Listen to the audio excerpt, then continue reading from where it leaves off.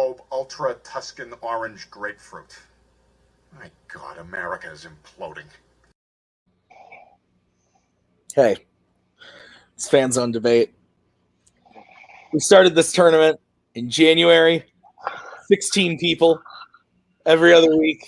Now we're weekly until the end of the tournament mayhem, and this has been a long road, but we're here because it's like July now by the time you're seeing this. But we're here, semifinals of the tournament. We're down to the final four, and today we have the first match of that final four. We have Captain Pirate Bitch himself, Kaleb Koho, going up against Amaru Moses. Both kind of interesting stories to get here. Amaru got a bye in round one, then played Richard to make his way here. He won that match by KO, so that was a very impressive match. Kaleb Koho beating Ryan O'Regan in round one of the tournament, and then barely escaping the grasp of RJ in last round's match. Kind of one of my favorite lines ever created. If you fuck a Vulcan, you don't get a humpback whale. And so that was the best thing to come out of that match. It didn't even come out of Kaleb Koho's mouth, but it happened. So this will be an interesting match. Here with me to help judge it, Cody Newberry. How are you? I just wish I could have like a video clip of you coming to Maggie and saying, "Hey, Maggie, I need you to be the third judge." No, I'm not doing that. And then that discussion ensued. But this match is going to be okay. I think that would have been way better to watch than this match. But yeah, I don't know what's going to happen here. Like, Amaru showed up last time and kicked Richard's teeth in, and Kaleb barely beat RJ. Like, it was really intense near the end. I think they both have the potential to tick each other off to a point that they both get flustered and they don't know. They don't even know what the question is at that point. So I'm excited for these final two matches. Like, they're going to be massive, and I think then and then the title match. Yeah, I think we have the best four right now at the end. So we'll see what happens. Can you please judge debate tonight with Cody and I? Sure. What time? 7. Okay. That was the conversation. Man. Maggie, welcome. Good mood. There we go. How are you, Maggie? It would be great if my computer did not reject StreamYard. That would be nice. But that is not the case. So here we are. It looks like you're like having like coffee with me or something. This is tea though. It's almost gone, which is sad, but that is how it is. That is how it is. Let's bring in the first competitor of the evening. We got Amaru. Amaru, like we said, you played Richard. You kind of destroyed him in that match. You're the lowest seeded player in the tournament, still at number 14. Kaleb Koho is the next highest at number 7. How are you feeling about your chances tonight? Confident. I'm always confident in debate. I'm just really excited. I don't know how this is going to go, aside from being loud. I'm pretty sure we established that last time when I left that this was going to be a loud one. And the loudness and excitement meters are both at an all-time high. So I'm ready to go. Awesome. All right. And we'll bring in the aforementioned pirate bitch. His name is Koho. Koho, you are the number 7 seed, as I said. And you're playing Amaru. You guys, I don't know if you've ever debated anywhere else, but it's the first time in Fanzone. Are you excited? How are you feeling? Yeah, this will be fun. I don't come into any of these debates sort of like with an air that I'm going to win. I actually usually come in thinking that I'm going to go 0 for 4 on every question, but I do my best to try and at least win mine. This will be fun. And we'll see how it goes. All right. Sounds good. Well, this is how the show's going to work. There are 4 prep questions based off categories that the players drafted. Me and Cody gave them some questions. They're going to debate them. They each have 1 minute to open their argument, followed by a 5-minute freeform debate between the two of them, followed by a 1-minute closing for each player. At the end of the round, Cody, Maggie, and I will write on our handy-dandy boards who we think won the point. And obviously 2 out of 3 votes gets you the point. Whoever gets to 3 points first is the winner. So if we are tied after the 4 questions, we will move on to a speed round question. Before we get started, are there any questions from the competitors? All right, let's do this thing.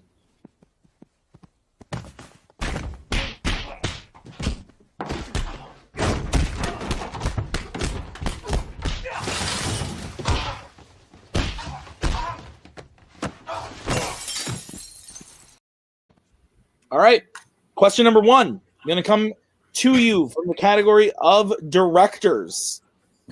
This was chosen by Mr. Kaleb Koho, and the question is, what is the most rewatchable Coen Brothers movie? So, Koho, you drafted this, so you get to go first. 1 minute when you start talking. The Big Lebowski is the most rewatchable Coen Brothers film because it is the film that has the most interesting characters, the most likable and fun characters to hang out with, and they populate one of the most interesting, weird, funny stories that the Coen Brothers have ever created. It's this wild mystery that just keeps turning in ways that you don't expect or wouldn't think that they would go. But every time you watch it, you find something different within this movie to hold on to or see differently and enjoy. A bunch of different little characters and the way that they come into the story. And you think about their involvement in the movie, you can find a different little thing in everyone's performance, whether it's John Goodman or John Turturro or Jeff Bridges or Steve Buscemi. And everyone just brings their all to this. Sam Elliott's character is the one that I noticed the last time watching it, just his involvement and everything he brings to this story. It's a movie that every time you watch it, it's almost a totally new experience because you can find a different perspective to view. And it's just one of the most enjoyable stories that they've ever put to the screen. All right, time. All right, we'll move over to Amaru. 1 minute when you start talking.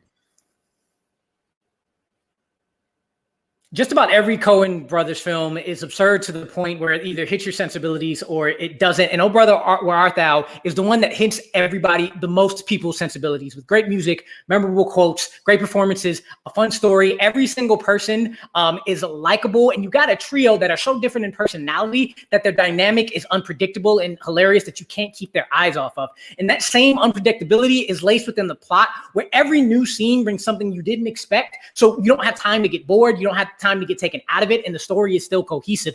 And it's so unpredictable to the point that you keep wanting to go back and figure out, what is it that I missed last time? I want to go back to these likable characters. I want to go back and sing this great music. I want to go back and see all the quotes, talk about I'm a Dapper Dan man, or who made you the leader of this here outfit. It's one you want to show other people so you can watch them watch it as you rewatch the film. And there's so many other little things that you want to find out more and more. Nothing hits more people when you want to watch more than Oh Brother. All right, Big Lebowski versus Oh Brother. 5 minutes, no talking over each other. I'll come in and give you a 1 minute warning. I think my big issue with why I don't think Oh Brother is the most rewatchable is because I don't really care about any of the characters. The story, you call it unpredictable, but I think the big issue with the movie is that it's the one Coen Brothers thing that's based on one of the most archetypal stories ever in the Odyssey. So everything that happens is predictable. It's the definition of the most predictable Coen Brothers movie. It's the one that holds your hand through everything. And all the characters just kind of exist in it. They don't do anything that are interesting. They're not characters that I typically gravitate to or enjoy. And sure, the music's good, but you can just listen to a soundtrack. You don't have to watch the movie for that. From the very beginning, you have 3 completely different characters that maybe if you don't like one, you like the other, and they go at each other so much while still going through the story that you like either the cocky, talkative George Clooney or the dull but cute Delmar, and Pete in the middle, who always is going at one or the other. So if you don't like one, you like that the other is going after them, and you care about them from jump. And you cannot tell me you remember because you like how George Clooney talks, you like how Pete goes at one another, or you like how the fact that Delmar believes that one of his friends becomes a toad. You cannot tell me you remember everything from the Odyssey, and if you did, it's a loose adaptation. Every single time it's an exact adaptation. Every time something that comes new, you're just like, wait, who is this? Where does that come from? Half the people that you talk to don't know it's an adaptation of the Odyssey. It's about the fact that whether it's an adaptation or not, you like to go back. And if you did know it was an adaptation or not, you want to go back and see, okay, where did those connections come from? Everything you just said are the reasons why you want to go back to watch that film. That's not at all true. It doesn't matter if you know it's an adaptation or not. It's one of the most archetypal stories. Even if you don't know what the Odyssey is, you recognize what it's doing. Nothing is unpredictable about this. The Toad thing is kind of dumb. It only makes me dislike that character more. There's nothing. You keep saying, "Oh, they go at each other," so I like that. No, I don't really like any of these characters, so I don't care when they're fighting. I don't have a reason to root for any of them. You say I do, and that's your only argument for why is that you say they do. But there is nothing in the movie that makes me gravitate to them. There's nothing in this plot that makes it unpredictable. There's nothing about this movie that makes me want to go back to it often and constantly. And if I want to rewatch a movie with someone, I'm certainly not going to take them to this one, which is one of the most boring Coen Brother movies. Every single one of them is extremely charming. Every single side character is extremely charming, from Papio Daniels to Tommy. I had no idea there was going to be a Crossroads demon selling their soul to the devil. Not only I didn't know that Babyface Nelson was coming in, I didn't know that the devil was going to have a hound. Who in the world told me that they were going to make a KKK scene funny? The color guard is colored. Your movie, I hate Walter with a passion. He makes me feel like I don't want him to be around ever. And then you have other characters that you don't like, you don't hate. They're just neutral. Julianne Moore's character is there. Her flying through naked, I'm like, okay, what the fuck are we doing with that? Every time something new happens in your film, it's a throw your hands in the air like, wait a second. Why is this here? Well, every time an unpredictable thing happens in Oh Brother, Where Art Thou, it fits the fact that your main three characters are that unpredictable. So you either love them or hate them, but just because you may hate them, you want to stick with them. You want to go back to them. You don't want to go back to The Big Lebowski, because not only does it not fit, the weirdness not fit the main likable character in the dude, the only person you really connect to, or one of the only people you connect to, dies at the end in an ending that has nothing to do with the rest of your plot. The main plot with the heist ends randomly with whatever her name coming back, and then another 15-20 minutes of killing off a character you love for absolutely no reason. I don't want to come back to any of that. I don't want to come back to Walter, and I don't want to come back and see my favorite character outside of the dude die for no reason. Everything in The Big Lebowski has a reason. That's kind of part of the charm. Everything in the story fits together. That's why you go back to it so often, is to see how Maude fits in her way. You focus on every different character in a different way you watch it. You get something new out of it. You're basically watching a new movie every time. That's why it's a good movie. That's why it's fun. You love the dude. The chaos around the dude and the dude in the chaos is why The Big Lebowski is one of the most entertaining and rewatchable, because the dude is the most likable Coen Brother character, period, ever, end of sentence. And seeing him go through this weird, crazy, chaotic situation and his reactions to it is what makes that movie, the base plot, interesting. Donnie dying at the end does totally have a bearing. Sam Elliott literally wraps it up in the final monologue of saying, we lost a character and now there's new life for Maude and the dude. It's the symbiotic nature of The Big Lebowski story, which you would know if you'd watched it more than once. The Big Lebowski is a movie that takes multiple watches, and you love every single watch. You get something new out of it. Oh Brother, Where Art Thou? I don't like the characters, and you could say that I'm not supposed to like the characters, but at the end of the day, they're not people I want to be around because they're not interesting. I don't care about them. They're not funny, and the entire world around them is predictable and dumb, and I don't like it. Don't like it. Strike from the record. Amaru, you get to close first. 1 minute when you start talking.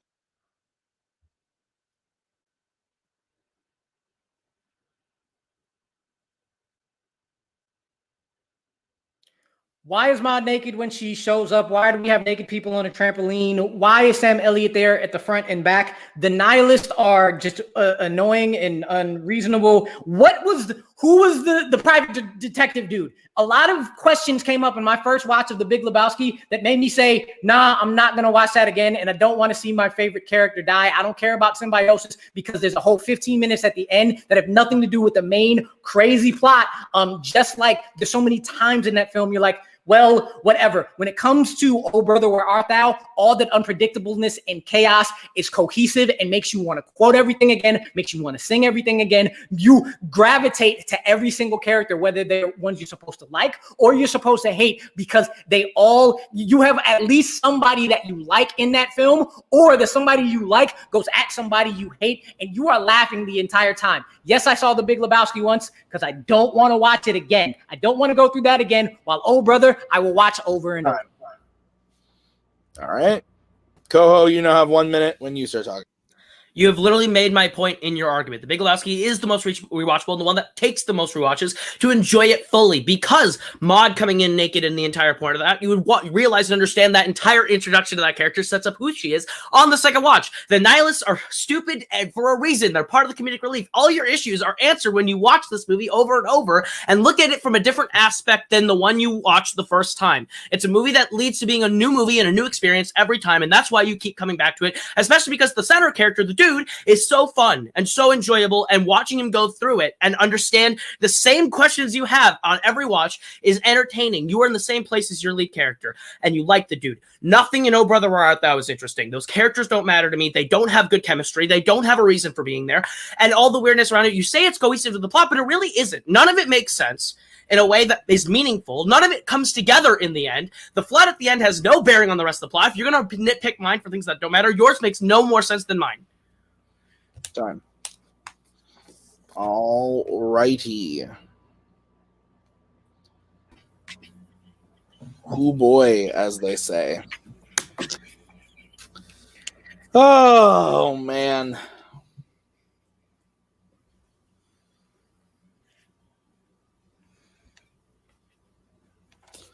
Okay. You guys need a second still?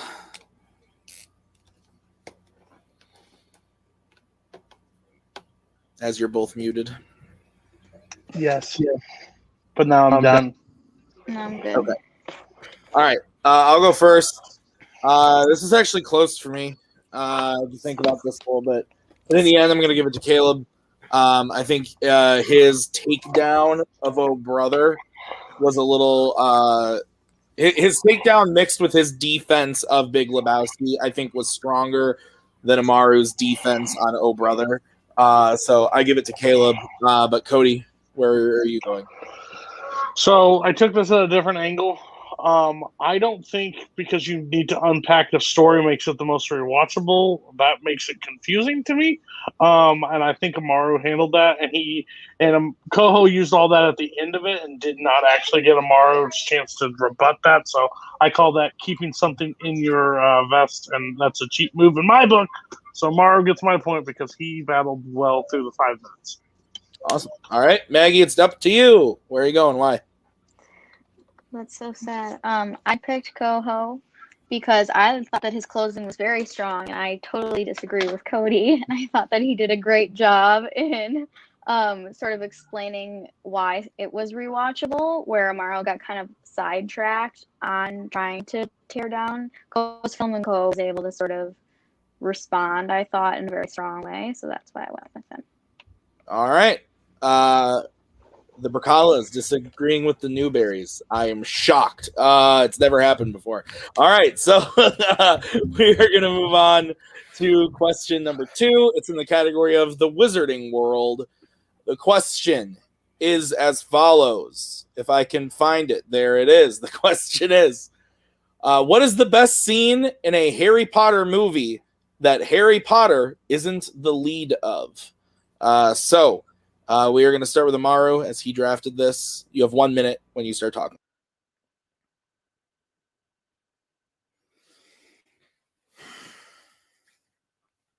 The best scene without Harry as the lead also might be the best scene in the entirety of the series. It's Dumbledore death at the astronomy tower, because absolutely every single person brings it. You start off with Tom Felton trying to hold on to the tough guy demeanor that Draco has, but when you look at his face and he says, "I have to do this," you see the pain. It's the best scene acting in the film. Gambon trying to hold on to Dumbledore's cool and demeanor while talking to Draco, while you can still physically see he's in pain and desperate. Helena Bonham Carter knows how serious the scene is, so she doesn't come in with batshit Bella. She comes in with subtle crazy Bellatrix. And then the master, Alan Rickman, comes up and raises the bar for everyone with no more than 3 words. He comes in, and then that back and forth with Dumbledore happens. The score cuts out. Dumbledore says Severus no. And then Rickman, with all the emotion in his face, says Avada Kedavra, with the most iconic scene you can possibly think of. Dumbledore falling from the tower happening right after that. And when you get to see all of this from Harry's perspective every once in a while, it just makes it more intense, more heartbreaking. The score is perfect, and everyone is at the top of their game.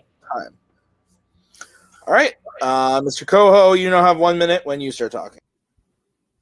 I argue my scene has Alan Rickman, the master, crushing it with no lines.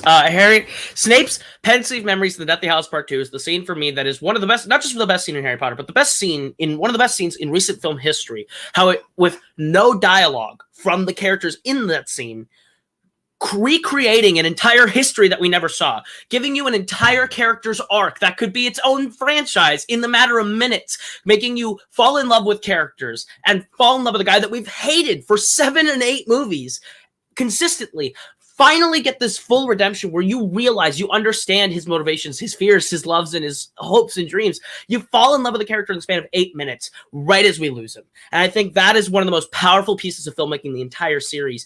Every single moment that we see through Snape's life, and you understand now why he does everything. You understand his motivations through the entire franchise, and you fall in love with his character, and you have to say goodbye just as you understood who he is. The Pensive Memories, best scene in Harry Potter. All right, 5 minutes when one of you starts talking. So my big issue with your scene is that it is way too short. It happens, blink and you miss it. So I don't even notice any of the details you're talking about because they don't like give us a second to live in that moment, because it's like, oh, he walks in, Avada Kedavra, boom, dead, falls off the tower. And the repercussions of that scene is what I feel more connected to and understand better and feel like have more weight to the series and are better than the actual moment itself. Alan Rickman has the most pauses of any person to ever be on screen. He walks out extremely slowly. The conversation between him and Draco takes forever. It's a slow-mo shot of Dumbledore falling. And after all of that intensity and your heart is broken, your emotions are even put even further. Yes, the repercussions after, because afterwards, Bella has the most guttural scream of the Dark Mark in the tower, at the tower, that's never happened at the top of Hogwarts, that makes you hate and love the scene more. Mine is intense and slowly placed, and the score is perfect, while your scene is a compilation. It's a compilation breaking into thirds. The first third is basically a scene that needs to use the audios and visuals of past scenes to lift it up. The second third is nothing but child actors not being great because they're child actors. And your third and best third of the Pensieve Memories is when Alan Rickman and Gambon get to do something new, and you said they don't talk. It's an entire exposition of how Harry is the last Horcrux. They do nothing but talking, and that's not the worst part. The worst part is the best part of your compilation series. You don't get to get into it because you're taking out from the beginning with young Snape looking like a white Michael Jackson. The CGI is horrible, and anytime you want to get into their actually great exposition of talking, you look at Snape and you say, what happened with that CGI? I see him AI stepping over James Potter's dead body, and all I can think of is hee, because it's that bad. It's that bad. I completely disagree on the visual effects. I think that the raw emotion that comes from this scene that recontextualizes this character's entire history for us that we had no idea. Snape is literally the most hated character in the franchise up to this point. My scene actually completely destroys your scene because your scene means nothing in the long run of the franchise when we get to my scene showing that it was the right thing to do. All the emotion and weight of your scene is destroyed because my scene completely changes who Snape is for the better. My scene makes your scene obsolete for the better, because what we do in mine is make Snape a character that we actually love, and we do it in a really short amount of time. You can say that yours is, oh, he takes real long pauses and a great child actor. I'm looking at the scene and I'm watching the scene and I take all the emotion out of it, and that's what I feel. I feel nothing from your scene. It's cold, it's relentless, it just goes and it's over. And my scene actually completely removes your scene from even needing to happen emotionally in the arc of the series. The entire back and forth between him and Dumbledore, where he says, Severus, please, all of that in 2 words makes you think, okay, wait a second. Why is he saying please? Is he trying to tell him to kill him? Is he trying to tell him not to kill him? It makes what you only get from watching my scene. No, you don't get that from watching the scene. Yes, you do. From the beginning, he says, I need Severus. Go get me Severus. He's the one. Nobody else. So you know they had that connection. But you don't know that. The whole point is he has to know that because Dumbledore is the most trusted character. With your scene, you're one. You say mine is too short, yours is too long because you're talking about a third of the scene and wasting away the other 2/3. And you are telling me that Snape becomes more likable, except for the fact that him not caring for Harry makes him more dislikable because it's all about his selfish need for his mother. But that's not the point. The scene itself is 1/3 of your entire scene is the only great part, and you can't get into it because the CGI is so horrible. Every second of my scene is emotional. It has weight. One of the key characters die, and it makes you question what was happening up until that point. What's happened up to that point is my fucking scene. My entire scene changes the way yours works. When we watch yours, you're like, oh, please. You said Severus, please. And you think, please, begging for my life. Watching mine, it's him knowing that he has to kill Dumbledore in order to save everyone. My scene changes what your scene's weight is and makes your scene literally a different scene. The scene you picked is half-baked. It's not even at its full emotional potential. My scene makes yours better. My scene makes the entire saga better because it adds totally new context and depth to a character that was just a shallow prick for 8 movies. And now this scene, you can say 2/3 of it suck, but those 2/3 are essential to building up to that 1/3 that you love. That entire scene is changing the way that you look at this one guy through 8 movies. And you can say the CGI sucks, but I think that your CGI in your scene fails without mine. Time. All right. We're going to start with Koho. You have 1 minute when you start talking. He made my point for me again by saying, Severus, please. That entire line is on one look in his meaningless. It's begging for your life. But my scene and my entire character development in my one scene changes his scene and the context of the franchise through and through. My one scene makes the entire saga of Harry Potter so much more rich, adult, depth, and interesting and different than what we've had is just this kid's franchise of this guy going through this arc of I'm trying to kill a noseless man for 8 movies. This one scene takes this one guy who has been there through all of it, and you thought he was an asshole, and you realize that he's actually maybe the most interesting character because we've never given him a chance to explain his story, and right as he's about to die, we figure it all out, and we figure out the last piece of the puzzle, and it destroys you. The way he cares for Lily is emotional, and it's sad, and it's beautiful, and how he looks at Harry and says, you have your mother's eyes, is a beautiful moment. That scene is the most beautiful in the Harry Potter series and changes yours. Time. All right, move over to Amaru. You have 1 minute to close when you start talking.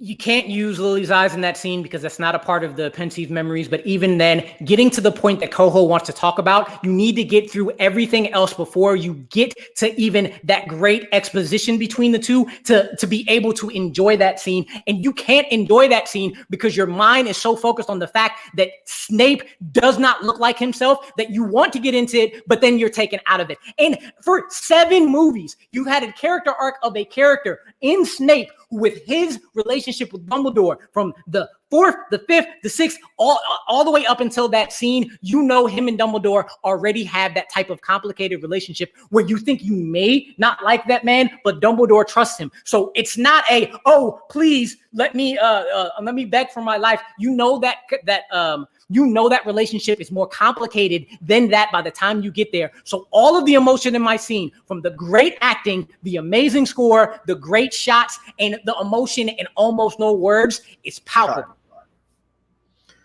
All righty. That one got loud. There we go.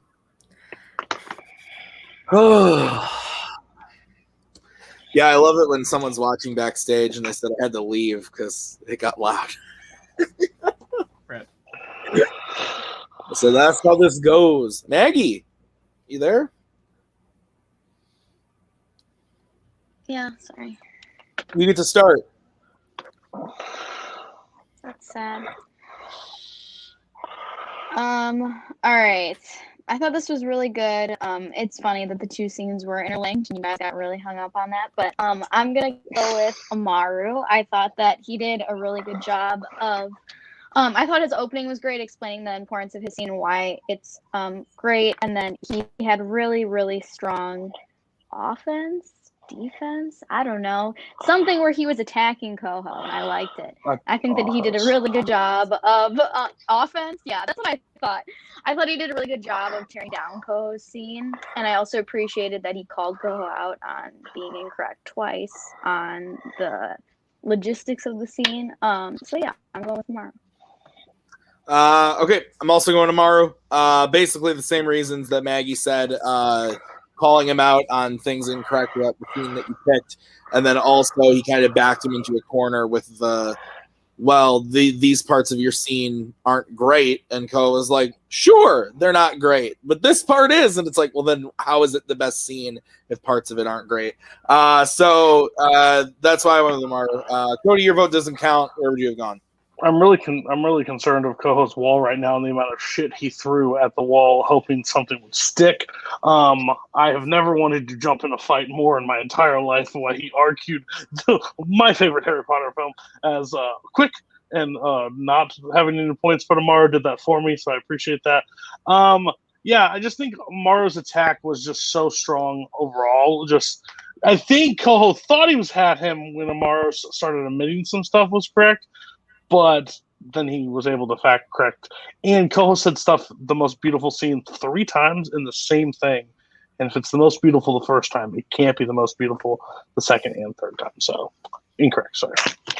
And just to be clear, when he was attacking him, it was the offense, correct? Correct. Well, Okay. Roger's throwing the ball. Yes. Aaron Rodgers throwing the ball. You're not defending yourself. Okay, so we're going to move on to question number 3. This is in the category of DreamWorks animation.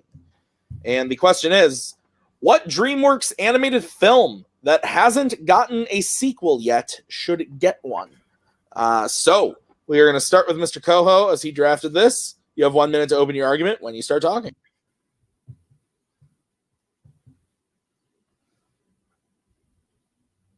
One of DreamWorks' most cult classic beloved movies that they've had in the last couple of years that you'll find a lot of people really enjoy is Megamind. Megamind is a film that really gave us a lot of interesting characters and a lot of interesting dynamics by taking that idea of the Superman Lex Luthor relationship and then completely inverting it and changing it and subverting it. And there was a lot of places that they could have gone to take that. You could have done a lot of things now that Megamind's a hero. What happens when he gets to the Metro Man position and wants to be done? What happens to that legacy? What happens when he is still an untrustworthy character, but he's been now tasked with defending the entire city? There's a lot of things you can do with the Megamind character and the Roxanne Ritchie characters and that entire fun world that they've built, that you can explore so many different ideas and play with different tropes within the superhero genre that can comment on, classic comic book dynamics and comic book arcs and stuff. And you could have done so many different fun things within Megamind that were interesting and subversive, and all the while funny and entertaining, because all the jokes in Megamind work. It's a very entertaining, very funny film, and I think a ton of sequels could have continued that legacy on for another decade. Right. And going off the rails on a crazy train, sir. All right, Amaru, you have 1 minute to open when you start talking. DreamWorks has a lot of franchises with properties with some of the best animated sequels around, and those animated sequels are so great because they don't have constraints. Shrek is in a fairy tale world, so they can pull from as many different fairy tale characters as they want. Kung Fu Panda is the animal kingdom. They can create any type of animals and things moving forward. That's why those sequels are great. How to Train Your Dragon. More dragons, more people wanting to do dragons. They can continue to build and build and build. But the place that DreamWorks has not gone for a second time, that has absolutely zero constraints, is monsters versus aliens. You have the ability to create any unique monster you want to join the team. They had a giant woman, a cockroach doctor, and an insect that is a damn near a dinosaur. You can go anywhere you want with that. But even more, you can make the sequel monsters versus anything. Monsters versus machines, monsters versus humans, monsters versus kaiju. You want to subvert something, subvert the superhero genre right now. Monsters versus superheroes, nothing else is better. All right. I like both these movies a lot, so I'm very excited. 5 minute freeform when one of you starts talking. There is exactly already one did place. it, and we don't want to see it again. Megamind is the ultimate singular villain's redemption story. It's constrained by the fact that there isn't many places to go because you don't need to have him go to a villain again. You don't want to retrace the same steps, and you don't want to see something that Despicable Me tried to do and didn't do well. Sure, you can try to say we can do it better, but why do that when you have an entire world with nothing holding you back, that you can actually take the time to make any story you want with any unique characters, build on already a stacked cast to bring better people in? Why try to do something that was done already and failed when you have an absolute blank canvas on a great foundation to build from? Megamind is a blank canvas. You have an entire open world of different cities, different superheroes, different super villains to play with. You can create anything you want. You can make fun of all the different superheroes you want. You want to do a Batman-Joker relationship, as Megamind now has to view that. You can do literally anything you want with the world of superheroes as you want. Megamind is an open blank canvas. What isn't an open blank canvas? Also, ours, if we're going to do StatCast for a second, mine equal. But you know what isn't? You know what isn't a blank canvas? Monsters vs. Aliens. Because every movie you do is the same movie. Every movie you do is going to be the same. We're monsters, and now we're going to fight this thing. Whether it's an alien or a machine, it's going to end up being the same 3-act structure. The same, oh, we lost in the second act, and now we got to get a new monster that can help us fight this one thing. The one movie worked once. It's a one-trick pony. I don't need to see them fight kaiju. I don't need to see them fight anything else, because it's going to be the same thing as fighting the aliens over and over and over, and I have no interest in seeing that, especially because Ginormica's arc is over. And every other character is not interesting enough to then push their own arc forward to make that story more interesting. Megamind and all the supporting characters, and the more you could create, could definitely sustain many sequels. Sure, go to new cities, go to new superheroes, go do all of that, but Megamind is your central character, and it's called Megamind. You need to stick with him. What are you going to do different with him that we have not seen already? I already told you. What? Try to make him a hero? We did that in He's already a hero. We did that in this. Why are we going to do that again? They're not the same at all. One's spies, one's heroes. What I'm saying is Megamind as a hero and an untrustworthy hero is absolutely something you could do, especially now when he enters a giant, bigger community of superheroes. So that is an interesting idea to do for a sequel. Didn't they bring in a whole new a government agency to work with the unreliable hero in Gru? But anyway, you want to talk about how that sounds like Monsters vs. Aliens too. Monsters vs. Aliens can't do that. Okay, well, let's look at another amazing franchise that is kind of the same 3-act structure, but they do different things and make it wonderful, and then subvert it later, called the MCU. So how about we kill somebody off from the original cast? How about they lose one of them versus them, and you need to make that already. Monsters versus Kaiju 2. How about it's a blank canvas? It's a blank canvas that we can look at another franchise and say, hey, let's look at these characters. Hey, let's look at these characters. You're not constrained to the title character who has nothing new to offer. Yes, you are. You're constrained to the monsters. You have to keep those monsters and everything. And none of them need to come back. You already killed one of them. You killed Insectosaurus. You don't need to kill a new character from your original cast in every movie, because then you're doing the same movie again. Beat for beat, just putting a new skin on it. They flew off as a butterfly. I'm just saying. What I'm telling you right now is you're pitching me, let's just reskin the first movie and do it over and over and over, but put a different title on it. And that's all you want to do. Reskin it with new villains. What I'm pitching you is literally Shrek for the superhero world. You literally have Megamind, an out of place, untrustworthy character entering the world. Do Shrek 2 with Megamind. He's already untrustworthy in his own community. Now add him to a larger world of other people like him and have him see what he has to do in that world. Megamind is built to continue the path of Shrek. Yours is not. Yours is just reskinning the same movie and over and over and over again. It can't be reskinning the same movie when you have completely different characters with completely different motivations. Then why is it a sequel? Because it's in the Monsters versus Universe, Monsters versus whatever universe. Why does Godzilla keep getting new sequels when we're going the same thing? They're still sequels because we're still in the same world. You get new monsters, you get any monster that you want, and you create a brand new story for people to follow that you want to continue to see again and again and again, because it's something new. We don't know. Why do we want to travel Shrek's path again? Why do we want to travel Gru's path again? Because it made $1 billion. Monsters vs. Aliens made more money at the box office than Megamind, so we both have the same type of cult. But yours has no way. Yours has no idea to keep it going in an interesting, different way. You want to recast the entire movie. Mine can keep the same character and go forward. Build a Dream! Mike knew! Nothing but new. Strike but new from the thing so Tim doesn't have to say it. We're going to start with Amaru. This is great. 1 minute when you start talking.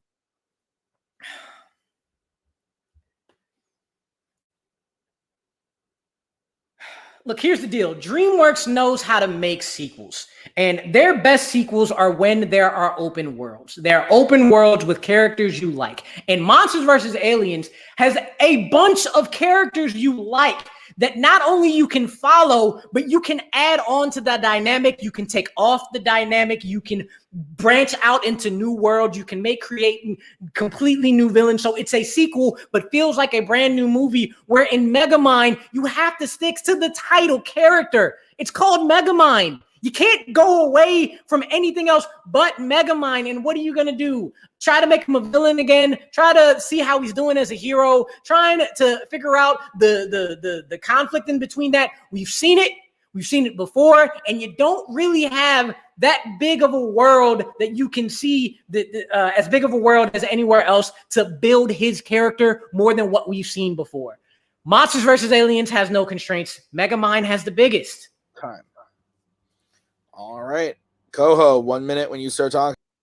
Amaru has literally said it in the argument. He wants to take out the monsters we know and put in new monsters and then throw them in a different thing and reskin the movie. That's not a sequel. At this point, he just wants to keep repackaging the first movie with new characters and different things to fight. And at that point, I'm not interested. If it's not those characters, who cares? I am pitching you a Megamind sequel with Megamind in it. There is an open world. Shrek literally has Shrek 2, where he goes to a new city and a new world and meets all sorts of new characters. Do it with Megamind. Megamind is a character that's complex and interesting, where a world doesn't trust a villain who's become a hero. And now what about the superhero community around him when they try to introduce that? You could do so many things and inject so much life and humor into the superhero genre with an animated Megamind franchise. There's more world to do with continuing a plot line with Megamind. There's way more you could do with that character on an emotional level, on a developmental level, by expanding outside his universe and letting him introduce new worlds and new cities and new characters. Monsters vs. Aliens is just going to be the same movie with a new skin on it, with a new fucking kaiju to fight. I'm not interested, especially if you take out the original monsters like Amaru said. Time. Oh, man. That was... Oh, boy. I have a thing that I would call that fight. Yeah? A person that's terrified of Chris Tucker. Yeah, Amaru, why are you scared? Cody, you get to start. Yeah, so there's a person that realizes that they lost this question, and I think where he thinks, like, you go for Chris Tucker's coming, so Koho threw all caution to the wind and was going for the jugular in this one. I think they both pitched bad movies. If I'm being honest with you, I don't want to see either one of these movies, but that's fair. I went with Koho. I hate both these movies equally, probably. I don't dislike it. I just think how he was able to pitch it, and I think his closing was super strong, even if maybe Amaru wasn't pitching exactly what he was saying. He made it very convincing and let everybody else buy his bullshit. So, points to Koho for that one. Maggie, you get to go next. Macaw. So I agree with Cody that Koho's closing was very strong, but I think that overall Amaru had the better argument, stronger arguments. I really liked his points about when Koho was throwing the 3-act structure at him and he brought up the MCU, and I like the idea. I like the idea that he pitched with everything really being open. Koho just assumed that the other characters aren't going to be there, and that doesn't necessarily have to be true. I think that Amaru did a good job of, providing good examples of where the story can go for several sequels, not just one or two, and get boring. I swear me and Maggie are friends. I swear. Okay, so to me. Wow.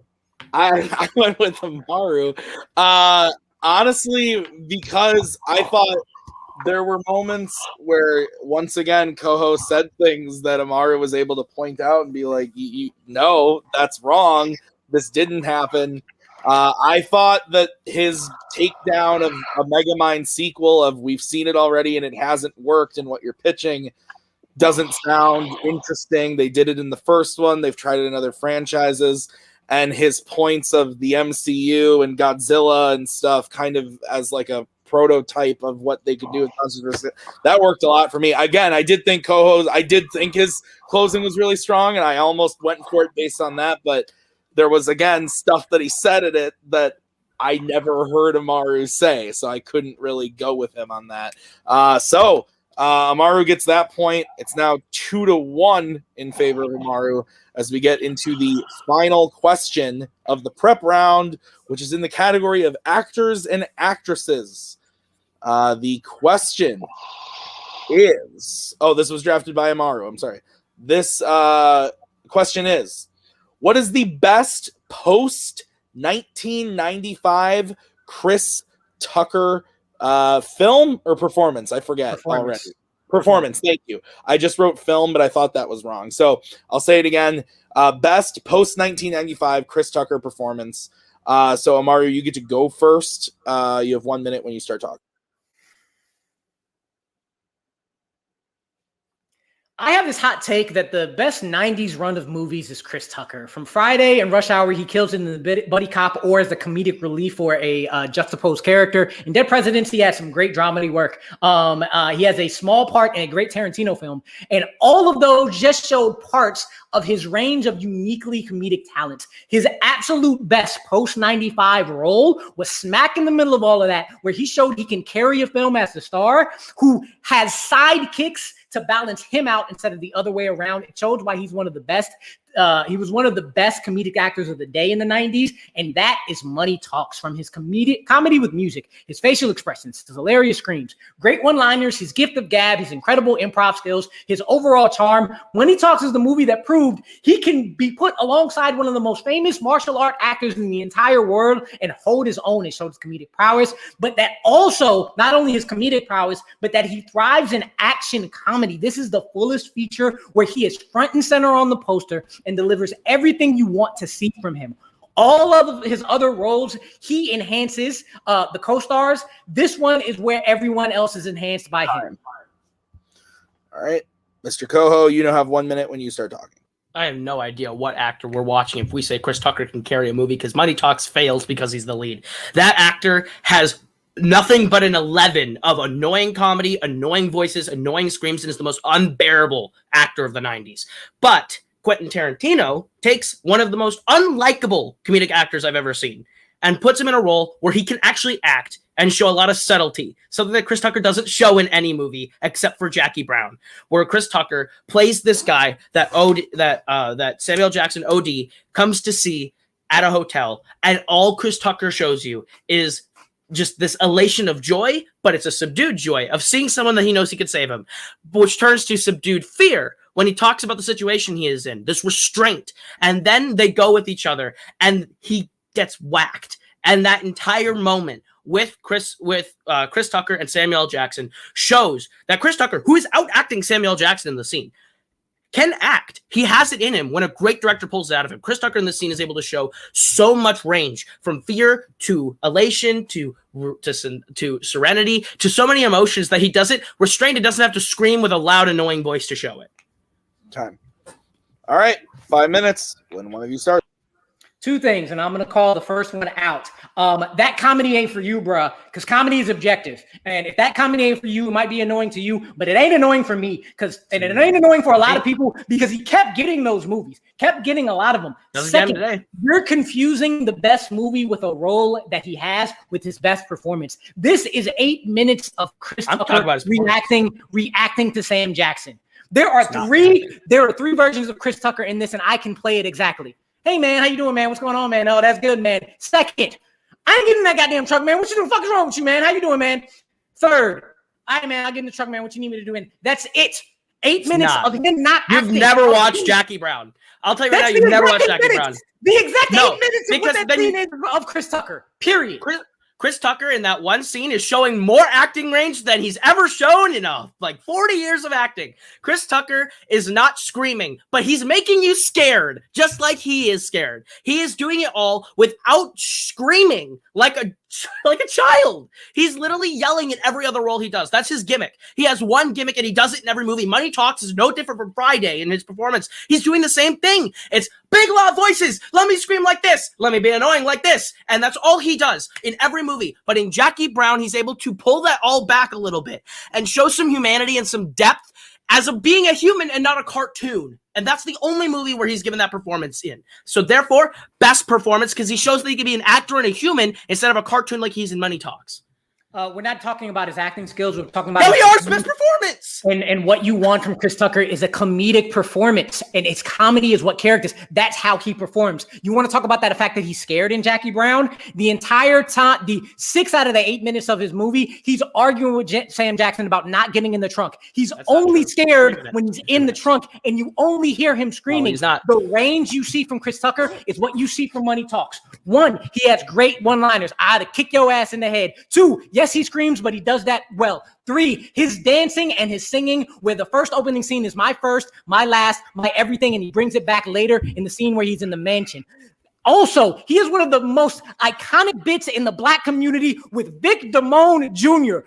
Every Black person I know knows Vic Damone because Vic Damone Jr. used to hang out with Sammy Davis Jr. because he can subtly, with the gift of gab, without screaming, out-talk you, out one-line you. Then why is he screaming through all the Money Talks? But on top, he's not screaming through. He is. On top of that, he's literally on the bus. Action. He's on the bus. Action. He is on the bus in an orange jumpsuit doing nothing but scream talk into the sky. He only has one dial in every movie. He has one-liners that are stupid funny in every movie. This isn't best comedic performance by him. It's best performance. So we are talking about his acting chops. And Jackie Brown's the only movie where he shows it. He is Chris Tucker, the personality in every movie he has ever been in. But in Jackie Brown, he shows fear when he talks about, oh, they're really going to get me on the machine gun charge. It sounds like the real. And Samuel L. Jackson has to talk him down and lull him into that sense of security. But you can see him not buying into it. You say it's 6 minutes. You've never seen Jackie Brown. It's like 2.5 minutes where he's like, I'm not getting in the car. And it's not even yelling. It's, I'm not getting in the car, man. I'm not getting in the car. It's quiet, subdued sincerity until he gets put in the car. And he does it. He screams once when he gets put in the car. And then they drive and then he gets shot. And that's it. In that entire scene, he shows more humanity and depth where he talks about the gun charges, his family needing him being happy to see Samuel L. Jackson. He shows all of this in restraint and depth with just a couple of lines, making him one of the most memorable parts of Jackie Brown with some of the best acting in his entire career.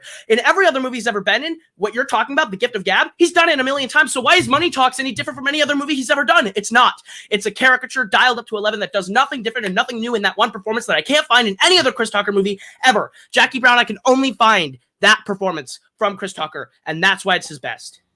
I watched this scene maybe about 4 or 5 times, and in those 8 minutes, I could see the little things where he's trying not to smile. I can see him take little glances at the camera where he's trying to make sure he's doing everything right. He's reacting to Sam Jackson, and it's literally, I acted out Chris Tucker in those 8 minutes, and I did it pretty damn well. When it comes to Money Talks, you say I haven't seen that scene. You haven't seen this movie. I've watched your scenes. The entire beginning is him singing and him dancing. He doesn't scream in the entire time. He's having the interview with Charlie Sheen at the beginning of the film. Anytime he talks to Roland, there's no screaming. There's fast talking and charm. In the entire auction scene, he doesn't speak. Everything is physical comedy in the entire auction scene. And again, not only does he do this with comedy, but he does it with action, where the entire last 30 minutes is an amazing action scene when you get 3, 4, 5 gangs into his stunt double was great. The Coliseum, and he's controlling everybody with his stunt charm. Double was great. That's what Chris Tucker does. All right, Koho, you have 1 minute to close your argument when you start talking. Amaru didn't answer me. There's nothing special in Money Talks that he does that I can't see in anything else, that I can't see in the Friday films, that I can't see in any other movie, and that's because there isn't anything. His gift of gab is also non-existent, but he talks really fast in every movie he ever does. He yells at a high-pitched scream in every movie he's ever done that is labeled comedy. Chris Tucker is not a special talent. He's a caricature, a personality of himself, especially in the one that Amaru has picked, except for Jackie Brown. And Jackie Brown, he can say, oh, I can act that out. No, you really can't, because you didn't do it and you haven't described the scene correctly in the entire run of this fight. Because in this scene and in this fight, Chris Tucker is a human instead of a caricature that he's been in every fucking comedic performance he's ever given in his entire career. And that's the facts. There's nothing in Money Talks. You can say singing and dancing, but guess what? most actors can sing and dance when you're in Hollywood. I'm sorry, you're in Hollywood, you're in show business. His stunt double did really good in the action scenes, but as an actor in a performance, which we are arguing, he is not doing anything special in Money Talks that he hasn't done in every other movie he's ever done, except for Jackie Brown, where he's actually giving a restrained, subdued, human performance. Time. All right, Amaru, 1 minute when you start talking. In the 8 minutes of Jackie Brown, he's trying to give a subdued performance, but you can tell when you look at it, he doesn't know how to do that. He doesn't know how to give that much drama when he has somebody to go off of as big as Samuel L. Jackson. He's looking at him and he's trying to react to what to do. And then everything is, yeah, man, I ain't doing that, man. What the fuck you talking about, man? Get me out of this trunk, man. It's really him trying to hold his own and letting Samuel L. Jackson carry him. He is a comedic actor, and his performances are greatest when you can see the range of his comedy. Yes, he screams, but that's because he's good at it. But he also has the physical comedy. He also has the comedy he does with music and brings it back. He has the one-liners. He has the best ability to out-talk anybody at any point. He has so many different ranges of comedic styles that apparently that made his best performance because Brett Ratner brought him back for Rush Hour. He continuously gets put in movies to do what he does best, and Money Talks is the only one that lets you see the entire range of his best comedic performance, which is his best performance because he does that well. He doesn't act in Jackie Brown.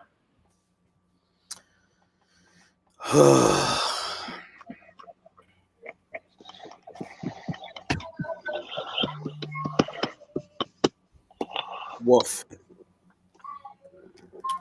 Oh, man.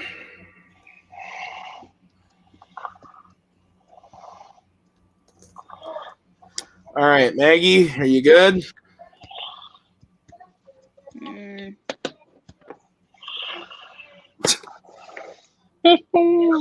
I said yeah. I heard so I'll start. I'm going with Amaru. I think Koho actually did a really good job. Like, he was throwing out a lot of shit that I've seen Jackie Brown. I've seen it once. I've never seen Money Talks. But he was throwing out a lot of stuff that I was actually vibing with, but Amaru was just able to tear most of it down and then talk about why his performance in Money Talks worked so well for him and what he's good at. So I give it to Amaru. Cody, you get to go next. I think Amaru is a fan of Chris Tucker. And what I mean by that, he knows his movies inside and out. I think Koho will not be upset that he lost the Chris Tucker question. I think he'll be upset that he lost the Megamind question. But I went with Amaru because overall I think he basically broke down Koho's scene. And even if Koho can say, that's not my scene, when you do the impersonation, and I've seen Jackie Brown, pretty beat for beat, I have to go with the person that said it. So, yeah. Maggie, your vote doesn't count, but where would you have gone? I also said Amaru. I think that Koho did put up a good fight, but I really liked Amaru's argument about how, he's a comedic actor, and this performance really showcases all of that talent. And I thought that was a really excellent argument compared to what Koho was putting down. So, yeah. All right. Well, that means your winner is Amaru Moses. Moving on to the finals of the tournament, we are going to start by talking to Mr. Koho. Koho, great fight. A lot of them were very close. How are you feeling? I thought it's the same thing where it's like I think I won the ones I lost. I thought I lost the ones I won. The one I won, I thought I lost the Coen Brothers fight. I thought I won the other three. But you say things and the judges hear something different from everyone else, and that's how debate goes. I've been on both sides of it. It works and it doesn't work, and it sucks when it happens. But yeah, Cody's right. The Megamind one's gonna bug the fuck out of me because I swear to God I heard Amaru say put new monsters in it. Like 3 times. I swear I heard him say recast the monsters, and I was so like, what the fuck? You're giving me a silver bullet, and I used it, and I didn't realize no one else picked up on that. But yeah, it's all good. It was a fun fight. Amaru did a good job, and he's going to do really well in the finals. He's a hell of a fighter. So To be fair, I think he said put new monsters in with the old ones. I heard that one, but I heard a different part of the fight where he brought up okay. new, which is fine. Anyway, well, you still played really great in the tournament overall, and tonight, obviously, we're probably going to see you again. There's some people debuting soon. Is there anybody that you want to play from like a new crop, or anybody that has been around that you haven't played yet? What are you thinking? I want to press the big red button on our friendship and fight Kaleb Boatman. I think Kaleb Boatman and me fighting would probably end our friendship, but I would really love to fight Kaleb Boatman. He's a great fighter. I think that'd be a whole lot of fun. Him or Bar, honestly, both of them are people that I would love to just debate. But I'm pretty sure they'd hate me afterwards. So 3-2 and 5-4. I think we could maybe make it happen. So Koho, great job tonight. We'll see you very soon. We're going to move over to Amaru, making it to the finals. You're going to play the winner of Kirk and Nick. How are you feeling? You've already played Nick. That was your debut match in this league. How are you feeling about tonight? And how are you feeling about the finals? That was fun. That was so much fun. I legit would have accepted any winner in any round. Every single one of them was like, I could see how people can go with me. I could see how people can go with Koho. I'm glad we got to the fourth one. I am very happy I got to talk about Money Talks. I am so glad I got Chris Tucker in here. That made my heart sing. And it was great. It was fun. Koho did his thing. And I can't wait to play either of the gentlemen in front of me. Very honestly, I want Kirk. I played 2 week already. I'd like to, and I know what I got up against him. I know, but don't know what Kirk would bring. So I would love to have a new challenger. Also Club Dread, but still, either of them would be great. So it's fair. Well, we're gonna see that finals match in a couple weeks here. So great job tonight. I'm looking forward to the finals and seeing what you do. So, all right. Final thoughts from Maggie. Yeah, it was really close. I agree that a lot of the questions really could have gone either way, and there's just some things that sort of tipped it one way or another for me. But overall, I really enjoyed it. Yeah, that's that. I'm excited to see Amaru versus either Kirk or Nick, but I do think that Amaru versus Kirk would be a great match. Cody, final thoughts from you? You're muted. Fair enough. Great match overall. I think this just shows Amaru's first time in it. Amaru did debut in Fanzone, when it originally was the first fan. Right, so it wasn't in the debut tournament last year. Yeah, it wasn't. So I think he's got his strategy figured out. Now if he gets to the finals, it's completely reset basically, so he can pick what he wants. So that stuff's going to be very interesting to see those battles. And I honestly don't think he'll make, if he plays Nick, I don't think he'll make the same mistakes he did against Nick that time. And if he plays Kirk, gosh, that match is going to be insane because those two at each other, because they're so technical fighters, they don't really get frazzled. So it'd be really interesting to see that matchup. I'm okay with either one, honestly. If Nick, first order woo, but I'd be okay with Kirk versus Amaru. Yeah. All right. Well, that's going to do it for us today at Fanzone. Thank you to Kaleb. Thank you to Amaru and Maggie and Cody for judging with me today. We will be back next week with the Kirk versus Nick match. So be on the lookout for that, and then the finals afterwards. So, guys, thank you so much for watching. We'll see you next time.